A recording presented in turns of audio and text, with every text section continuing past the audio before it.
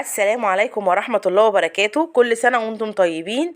زي ما انتم عارفين أول يوم رمضان ده يا جماعة دايما بيكون في بيت العيلة، بيت الحاج والحاجة كده، دايما نحسهم في الدنيا وربنا يخليهم لينا.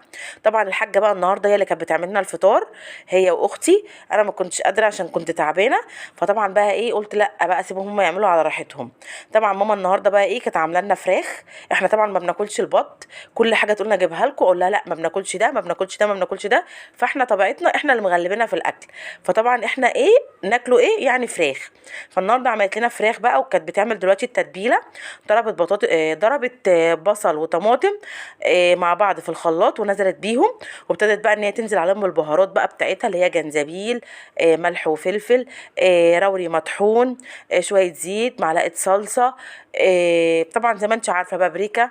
لو انت حابه تضيفي اي اضافات ضيفيها، بس عايزه اقول لك يعني التتبيله دي طلعت جميله جدا، وهتشوفي شكل الفراخ في الاخر هتبقى عامله ازاي.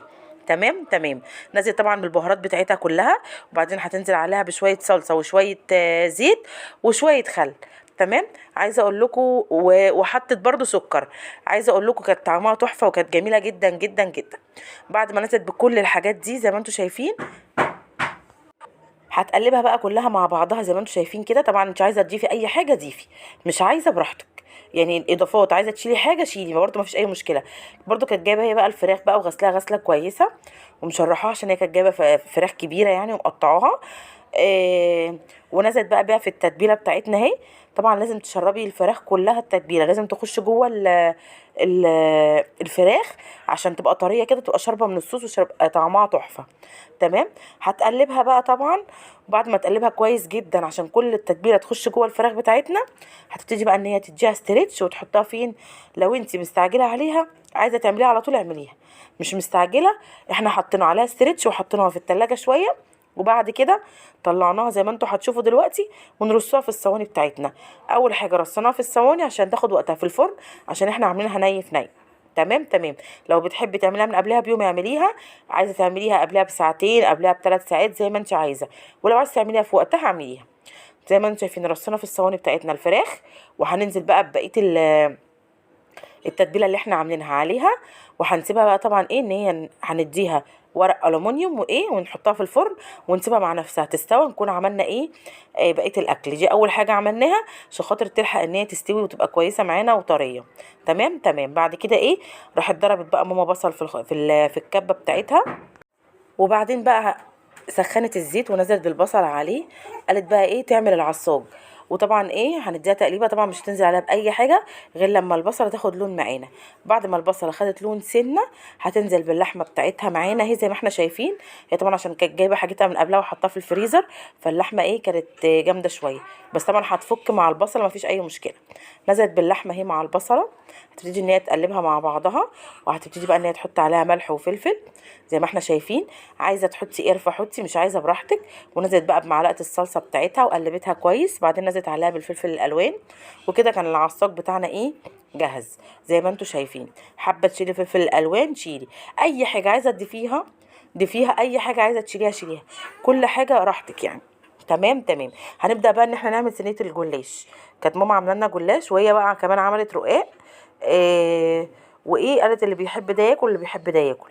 ادينا اهو. بصوا بقى الجلاش بقى دهنت الصينيه سمنه، وهتنزل بالطبقه اللي تحت كلها، الطبقات كلها ورا بعضها، مش هتدهن الطبقات مع بعضها.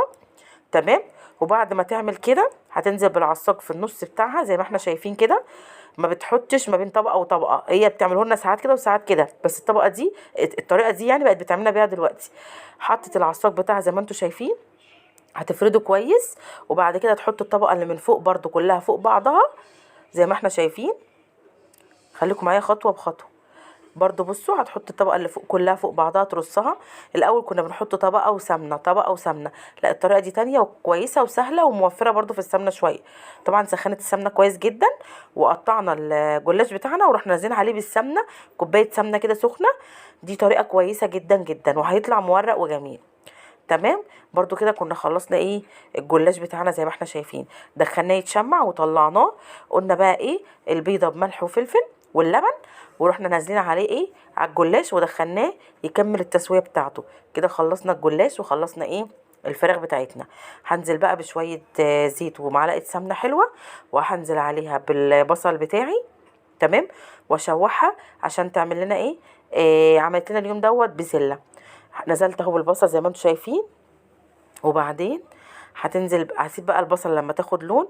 طبعا كل حاجه احنا كنا محضرنا، ومامتي كانت مفرزه الطماطم وعامله كل حاجه عشان ايه ما ناخدش وقت في الاكل يعني. نزلت بالطماطم اللي هي مفرزاها، وبعدين نزلت اهو زي ما احنا شايفين الطماطم ساحت. هتنزل عليها بملح وفلفل، وبعد كده هتنزل بالبسله بتاعتنا برضو اللي هي مفرزاها، ومعلقه الثوم. وكده البسله بتاعتي كانت خلصت. انا عايزه اقول لكم ان احنا طبعا ماما قبل رمضان مفرزه البسله ومفرزه القلقاس ومفرزه الطماطم، وجايبه الفراخ واللحمه وكل حاجه عشان خاطر ايه تكسب وقت في رمضان.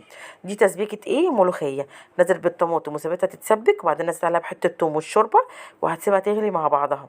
دي ملوخيه ناشفه صعيدي يا جماعه. وبعدين نزلت بالملوخيه بتاعتنا اللي هي عاملاها بالكربوناتو وشويه شوربه. زي ما احنا شايفين احنا بنحب الملوخيه بالطماطم. تمام. تمام. وقلبناها كلها كويس مع بعضها عشان ما تكلكعش. وقلنا بقى ايه، نقلل الملوخيه زي ما احنا شايفين مع بعض. التومه طبعا ايه شوحناها، وحطينا عليها شويه شطه وشويه كزبره ناشفه. طبعا ما تحرقيش التومه عشان لو حرقتيها هتمرر، هيبقى طعمها وحش جدا والاكل هيمرر منك. تمام. زي ما احنا شايفين كده. وبعدين نزلت ايه بشويه الشطه بتوعها وشويه الكزبره الناشفه.